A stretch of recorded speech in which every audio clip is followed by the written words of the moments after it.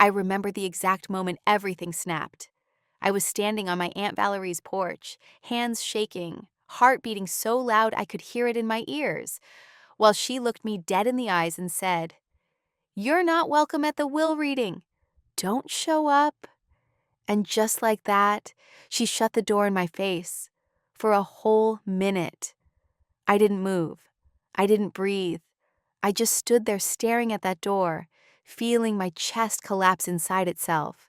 Because deep down, I already knew she was hiding something. Before I continue, tell me where you're watching from. And if you've ever faced betrayal, hit like and subscribe. Because what happened next will shock you. I walked back to my car in silence. The sky was gray, heavy, the kind of weather that almost feels personal. I sat in the driver's seat, and for the first time in months, I broke down. My Aunt Valerie, the same woman who used to braid my hair when my mom was too tired from work, the same woman who cooked for me every Sunday after church, the same woman who called herself my second mother, had just cut me out like I was nothing. My voice cracked when I whispered to myself, "What did I do? Why am I being treated like this?" But the truth? I should have seen it coming. I really should have. My father passed away 3 weeks earlier. A heart attack. Sudden. Cruel. He was only 63. Losing him felt like someone took the floor out from under me. I was his only child. His baby girl. His whole world. And now, the only family I thought I could lean on was shutting me out. When the lawyer first called about the will reading, I thought it was going to be simple. A small gathering, a few signatures, closure. But the moment Aunt Valerie got involved, everything changed. She took over every phone call, every plan, every decision. She insisted everything go through her. And anytime I tried to ask anything, she gave me the same cold answer. "Don't worry about it. I'm handling things." I tried calling my cousin Andre. He picked up but didn't even say hello. Just a tired sigh. "Look, I can't be in the middle of this," he said. "In the middle of what?" I asked. He hesitated, stumbled, then whispered, "Aunt Val said you're being difficult." I froze. Difficult? My father just died and somehow I was the problem? "Andre, what did she tell you? What exactly—" But he cut the call. Just like that. No explanation, no comfort, nothing. The night before the will reading, I barely slept. My chest felt hollow. My thoughts were loud. Why was my aunt trying so hard to push me out? What was she afraid I'd hear? What was she hiding? Around 3 a.m., I walked through my father's house, the place I grew up in, touching the walls, smelling the old cedar he loved so much, feeling his presence in every room. I ended up in his study, the last room he ever worked in. And that's when I saw it. A small flash drive taped beneath his desk drawer. My breath stopped. His handwriting on the tape said, "For my daughter." My fingers trembled as I pulled it off. I didn't even wait. I plugged it into my laptop right there on the floor. There was only one video inside, a video recorded 2 days before he died. My stomach dropped. My father looked tired, but focused, like he knew this message mattered. He took a deep breath and said, "If you're watching this, that means your aunt followed through, and I'm so sorry, baby girl, but you need to know the truth." My whole body went cold. A truth? About what? About who? He looked off camera for a moment, his jaw tight, like he was holding back anger. "I trusted your aunt with everything too much, and now I regret it." My heart cracked. He continued, "You must be at the will reading. Don't let Valerie keep you away. Promise me you'll be there." I covered my mouth, tears spilling, because at that very moment, I knew exactly what I had to do. The next morning, I got dressed in black slacks, a blazer, and the necklace my dad gave me at graduation. My hands shook, but I felt stronger than I had in weeks. People underestimate what grief can do to a woman, but betrayal? That'll resurrect your backbone real fast. I drove to the attorney's office, walked inside, and before I could even reach the conference room door, Aunt Valerie stepped in front of me, her tone sharp. "What are you doing here?" I lifted my chin. "Attending my father's will reading." She laughed. Actually laughed. "You weren't invited." "I don't need an invitation," I said quietly. "I'm his daughter." Her smile didn't reach her eyes. "That may change today." Something in me cracked open. "What does that mean?" I demanded. But she stepped closer, so close I could smell her expensive perfume, and whispered, "You're not getting anything, you don't deserve anything, so turn around and go home." My hands curled into fists. For a second I thought I might scream, cry, break, but instead, I reached into my purse, wrapped my hand around the flash drive, and whispered right back, "We'll see." I walked past her, straight into the conference room, and I swear, every face in there turned toward me like I was a ghost who wasn't supposed to be alive.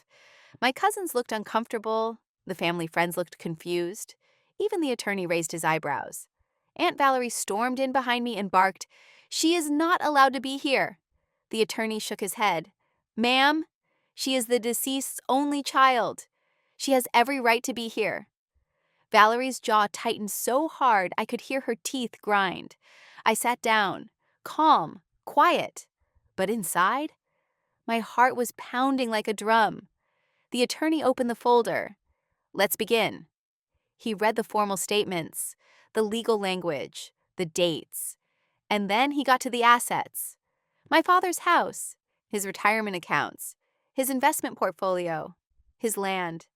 I waited for my name. It never came. Every major asset was listed under Valerie Reynolds. The room spun. My breath stuttered. I looked at my aunt, and she stared straight ahead like she was tasting victory. The attorney cleared his throat. "There is one more item," he said hesitantly. "A recorded message from the deceased." My head snapped up. Aunt Valerie's face went pale. I wasn't told about any message," she snapped. "It was delivered directly to me," the attorney said, "by Mr. Reynolds himself." My stomach flipped.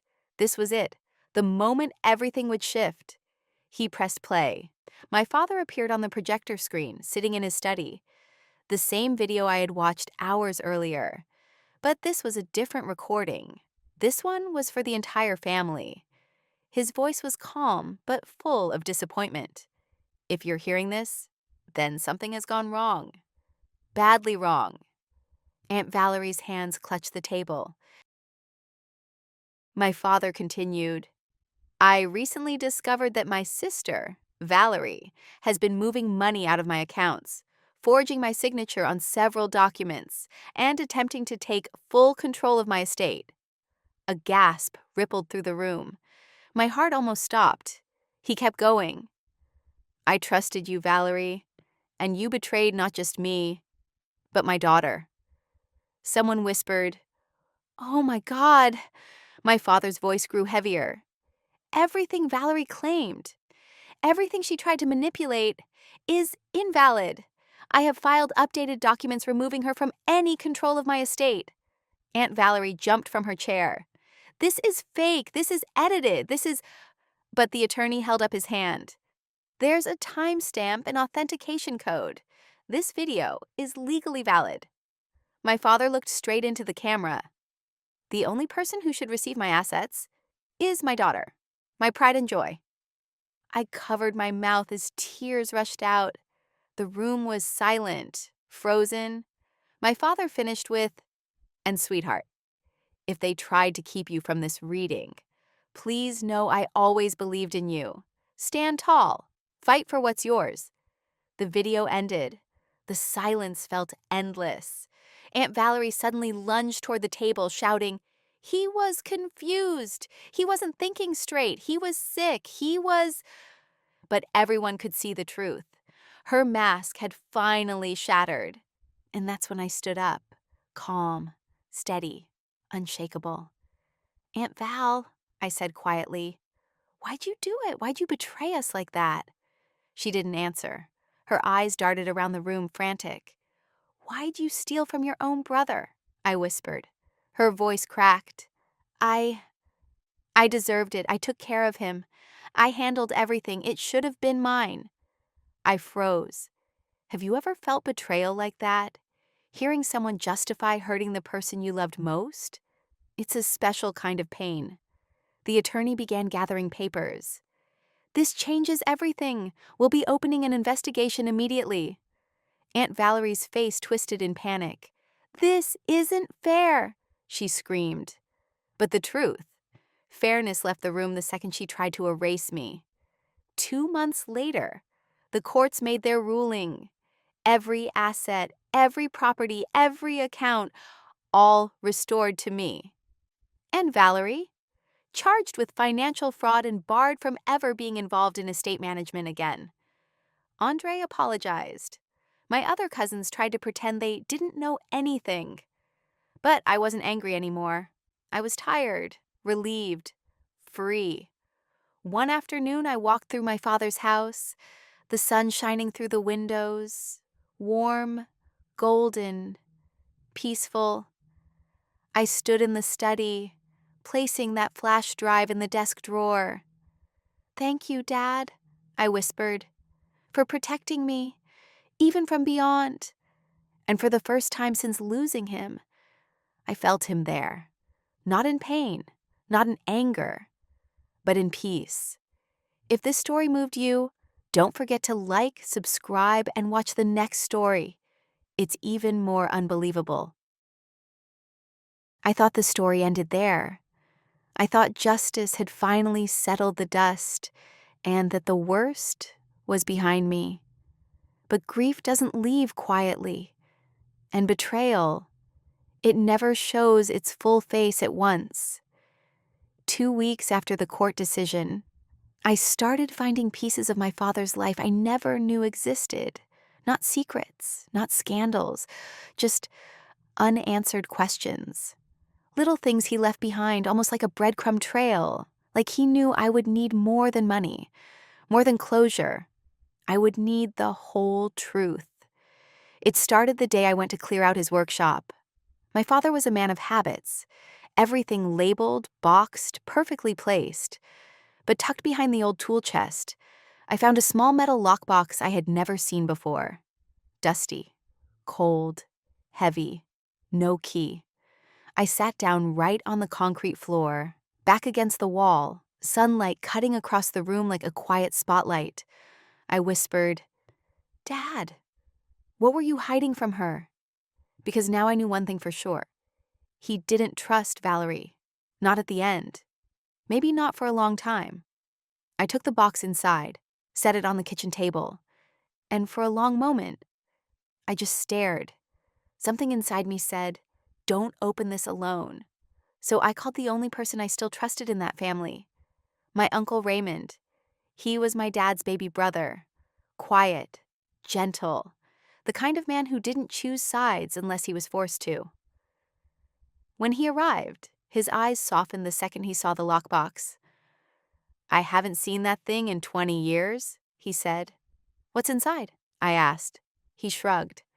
"No idea, but he kept it close back then." I hesitated. "You think he wanted me to open it?" Raymond nodded. "If he left it behind, he meant for you to find it." We pried it open with a screwdriver. Not elegant, but effective. The lid cracked loose, and the first thing I saw was a stack of letters. Old, folded, some stained with fingerprints and time. I lifted the top one. My father's handwriting, neat and steady. To be opened only by my daughter. My breath caught. Inside was a letter dated 8 years ago.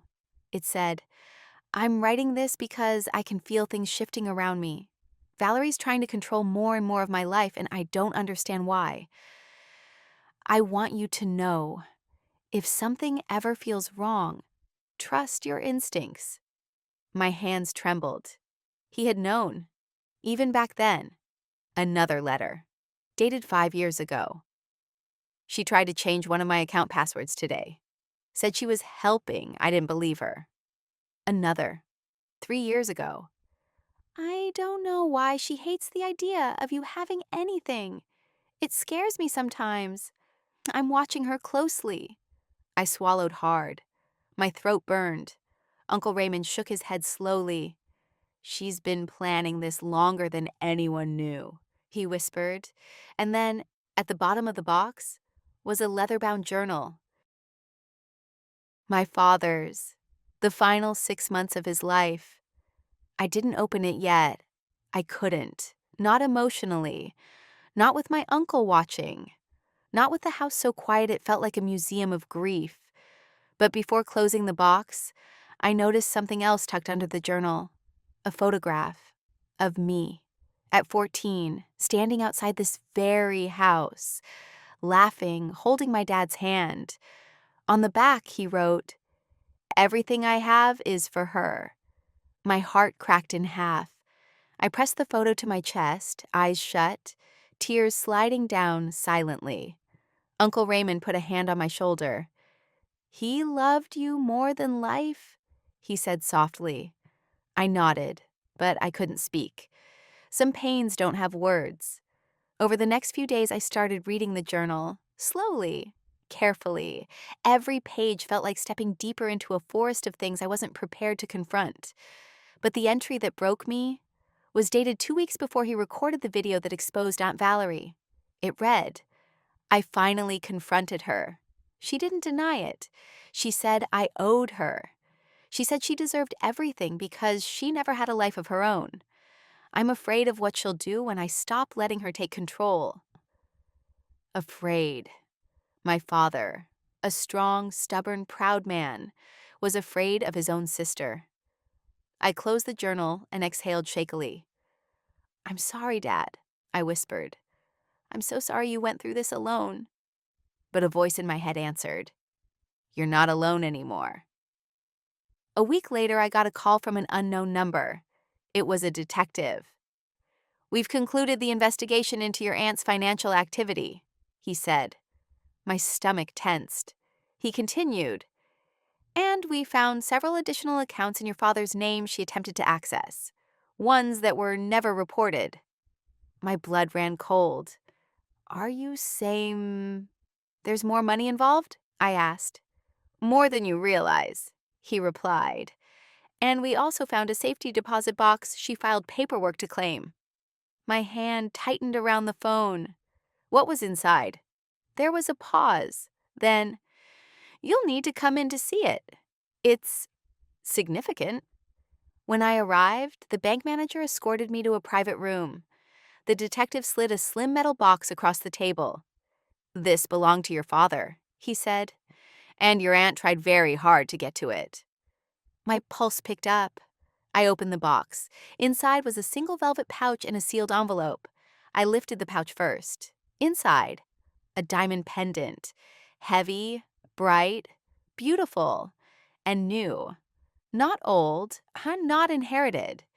It looked like something he bought recently. The envelope was labeled, "For her wedding day." I pressed a hand to my chest. My father bought this for a milestone he never got to see. My wedding, my future, my life beyond him. My throat tightened so hard I could barely breathe. The detective cleared his throat softly. "There's a note inside, too." I opened it. "I wanted you to have something beautiful. Something that would remind you I'm there, even when I'm not." I broke, quietly, in that little room, my hands shaking, tears dripping onto the paper. Because this wasn't just money, or inheritance, or legal battles. This was love, a father's love, deep, steady, unshakable, even when his sister tried to erase it. But the twist I never saw coming? It came 2 days later. I was sitting on my couch, journal in my lap, when my phone buzzed. A text from an unknown number. Meet me at the old cafe. I know what really happened to your dad. My heart almost stopped. Another message followed. Don't tell anyone. I stared at the screen, hands cold. The old cafe was 5 blocks from my dad's house. Quiet, empty, a place nobody used anymore. I didn't know if the message was a trap, a warning, or something even more dangerous. But I knew one thing. My father wanted me to know the full truth. And whatever this was, I had to face it. I grabbed my keys, slipped on my jacket, and drove. When I pulled up to the cafe, the windows were dusty, lights off inside, but someone was waiting in a booth, hood up, face hidden. My heart pounded. I stepped closer. They lifted their head, and my breath caught. It was Andre, my cousin, the same cousin who cut me off during the inheritance mess. He looked exhausted, ashamed, older than he should have. I need to tell you something, he said quietly. It's about Aunt Val and your father. I didn't sit yet. I needed to hear the danger in his voice first. What is it? I asked, my tone firm. He swallowed hard. I found out what she did the night he died. Andre wouldn't look at me at first. His hands were shaking under the table, his knee bouncing, eyes glassy like he hadn't slept in days. I slid into the booth across from him slowly, keeping my voice steady. What happened the night he died? He swallowed again, hard, like the truth was a stone stuck in his throat. I didn't know if I should tell you, he whispered, but after everything that came out in court, and after seeing that video, I couldn't sleep. I kept thinking about that night. My pulse thudded in my ears. Just say it, Dre. He took a shaky breath. I was at the house. My heart kicked. You were what? He nodded miserably. I stopped by to drop off some paperwork for your dad. It was around 8 p.m. 8 p.m., the night my father died. I leaned in, breath tight. Go on? He ran a hand over his face. When I got there, your dad was arguing with Aunt Val. My stomach dropped so fast it hurt. What were they arguing about? He hesitated, then said it. You. The air left my lungs. He continued quietly. I heard her yelling, saying she gave up her life for him, saying you didn't deserve anything, saying she wasn't going to let you walk in and take everything. And he kept telling her to stop, to calm down, to leave before things got worse. I closed my eyes. My father, alone, sick, already stressed, and still fighting for me. What else? I whispered. Andre's voice softened to almost nothing. She threatened him. I opened my eyes fast. Threatened him how? He looked down. She said, if you take everything away from me, I swear you're gonna regret it. The cafe felt suddenly too quiet, too still. I could hear every heartbeat in my body. What happened next? I asked. Andre's lip trembled. They saw me in the doorway. Your dad tried to act normal, told me everything was fine, but he looked scared. Not of dying, of her. A cold wave ran through me. And then? I pushed. He inhaled sharply. When I left, she stayed. I saw her car still in the driveway 10 minutes later when I passed by again. My hands clenched on the table. You're saying she was the last person with him? He nodded silently. A chill crawled up my spine. Why didn't you tell anyone? I asked, voice breaking. He whispered, I thought, what if I was wrong? What if it was just a fight? And Aunt Val, she told me to keep my mouth shut. She said if I repeated anything, she'd ruin my life. I stared at him. For a moment, I couldn't speak. This wasn't just betrayal. This was fear. This was cover-up. This was intent. But the one thing missing was the hardest question of all. Andre, Do you think she had something to do with his death? He looked up slowly, his eyes filled with tears. I don't know what she did, but I know she wasn't there to help him. My breath caught. He whispered the final blow. And your dad didn't collapse in the bedroom, like she said. He collapsed in the study, the place he felt safest, the place she hated. My chest tightened painfully. Everything inside me screamed.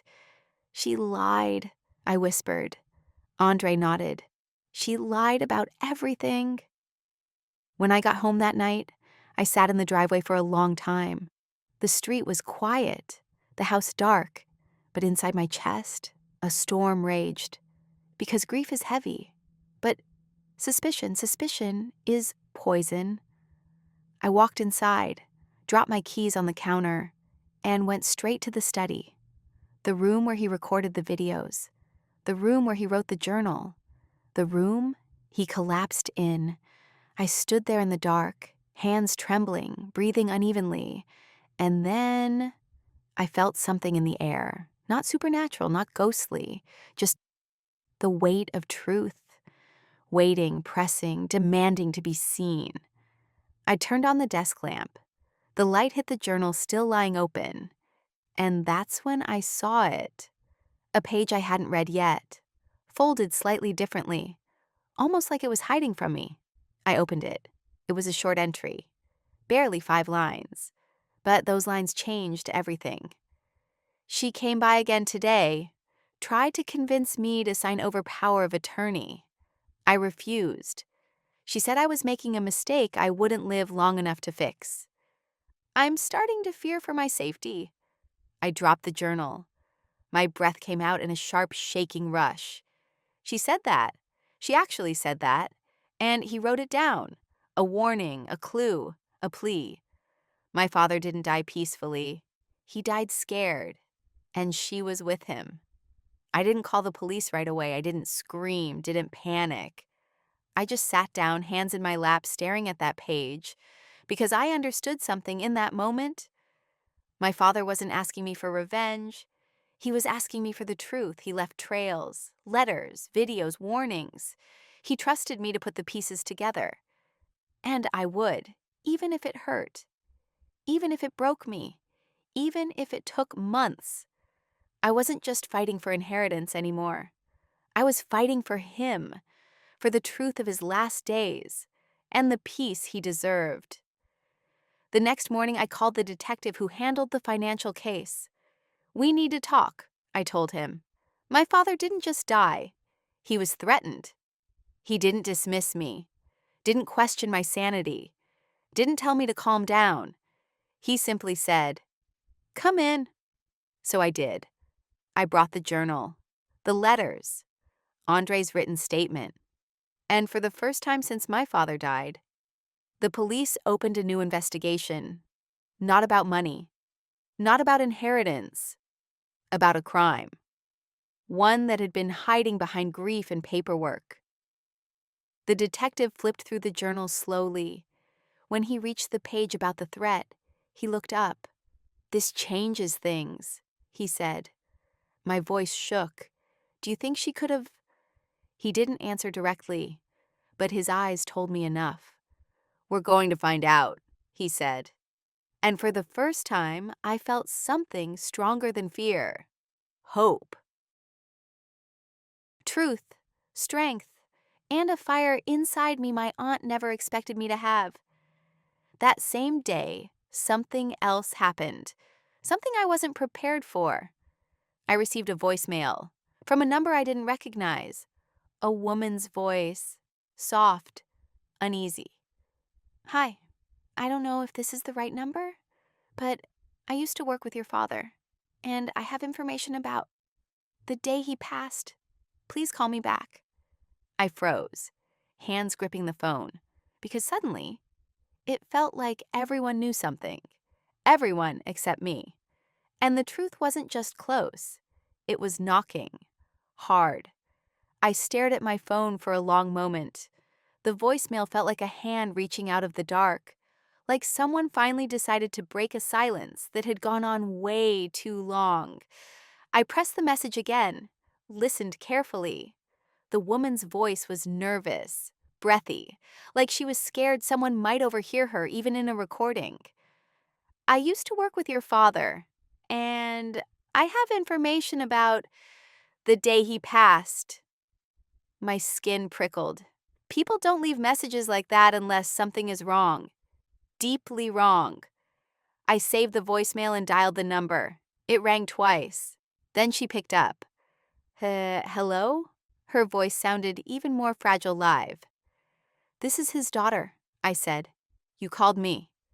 There was a small gasp. Oh, good, good. I wasn't sure you'd call back. Who are you? I asked gently. My name's Sherry, she whispered. I worked with your dad at the firm.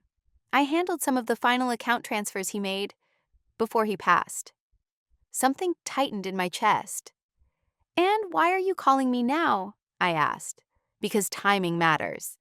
People who wait do so for a reason. She hesitated. You need to know. Your aunt came to see your father the day before he died. She came to the office. My breath stuttered. You sure? I asked. Yes, she said. She showed up unannounced. She seemed upset. And your father looked exhausted afterward. More than usual. More than usual. What did they talk about? I pressed. Her answer made the hairs on my arms rise. I don't know. But when he came out of the conference room, his hands were shaking so badly he dropped his pen. And he told me not to let her access any of his accounts, no matter what she said. My heart pounded. Sherry kept going, voice trembling. And then he asked me something strange. He asked if I had ever known someone who looked at you like they wanted something more than they deserved. I closed my eyes. That was her. He meant Valerie. Sherry's breath shivered through the phone. And that's when I realized he was scared. My hand tightened around the phone. Scared. Everyone kept using the same word. My father wasn't just stressed, not just tired, not just ill. He was afraid. Of her. And then what? I asked. He asked me to document everything he signed that day, she said. To timestamp it all, to email a copy to his personal account, just in case. Just in case. 2 words that sound small, but when spoken by a man who sensed danger, they mean everything. Sherry took a shaky breath. I didn't think anything of it until the news came the next morning. And when I heard you'd been kept out of the will reading, I couldn't stay quiet. My throat tightened. Thank you, I whispered. Thank you for telling me.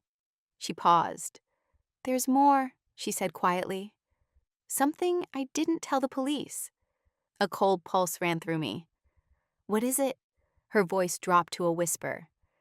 Your aunt came back after your father passed.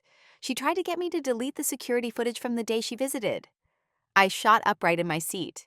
She what? She told me it was family business and not to make her look bad, Sherry said. But I told her the system saves backups automatically. Her face just changed. My pulse hammered. What happened to the footage? I asked. It's archived, she whispered. In storage, and if anyone asks, it proves she was there the day before his death. My whole body felt electrified. This wasn't just guilt. This wasn't just suspicion. This was evidence. Evidence she tried to bury. Evidence she didn't want anyone to see. And I knew exactly what I had to do. Sherry, I said softly. Thank you. Can you send me the file location? Yes, she said. I'll email it now. And, I'm sorry for your loss. Your father was a good man. When the call ended, I sat there in silence, hands trembling, mind racing, because the truth wasn't just trickling out anymore. It was flooding, pouring, cascading, and every drop pointed in one direction. My aunt didn't just betray us financially. She had been manipulating him, threatening him, cornering him, possibly hurting him, and hiding everything she could. I drove straight to the precinct and met with the detective. His eyes narrowed when he saw the journal page, Andre's statement, and now Sherry's call. "This is enough to reopen the case fully," he said. "We're bringing your aunt in for questioning." I exhaled slowly, not in victory, not in relief, just in truth. A truth my father wanted someone to find, someone he trusted, someone he raised to be strong enough for moments exactly like this, and that someone was me. 2 days later, I got the call. "We need you at the station," the detective said. "We questioned your aunt, and things didn't go well for her." I didn't ask for details. I just drove. When I arrived, the detective motioned me into his office. He closed the door gently. "She tried to lie," he said, "about everything. But when we told her there was security footage of her visit to your father the day before he died," he paused. Then, "She broke." My breath hitched. "What did she say?" He leaned back in his chair. "She admitted to arguing with him, admitted she was angry, admitted she felt entitled to his estate. She said he was ungrateful, said he didn't appreciate her sacrifices." My jaw clenched. "But the worst part," he continued, "she said she grabbed his arm during the argument. Hard enough to leave bruises." I covered my mouth. A sound escaped me, small, broken, disbelieving. Did she admit to doing anything else?" He shook his head slowly. "No. But what we do know is this. His cardiologist confirmed that extreme stress could have triggered the heart attack, and she knowingly provoked him, intentionally, in a dangerous condition." My chest tightened. "So, what happens now?" "She's being charged," he said simply. "At minimum, elder abuse, coercion, attempted estate fraud, obstruction of evidence, and depending on the prosecutor, possibly negligent. Homicide." My eyes filled, not out of vengeance, but because the truth was finally being held up to the light. And for the first time since he died, I felt like my father could finally rest. A week later, I stood in my father's study again. The morning sun made the wood glow.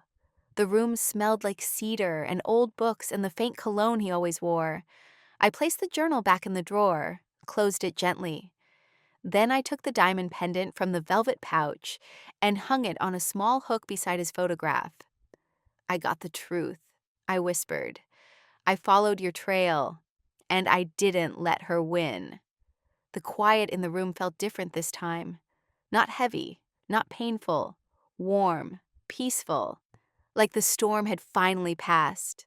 I touched the photo frame, smiled softly through the tears. "I love you, Daddy, and I'm okay now." If this story moved you, don't forget to like, subscribe, and watch the next story. It's even more unbelievable.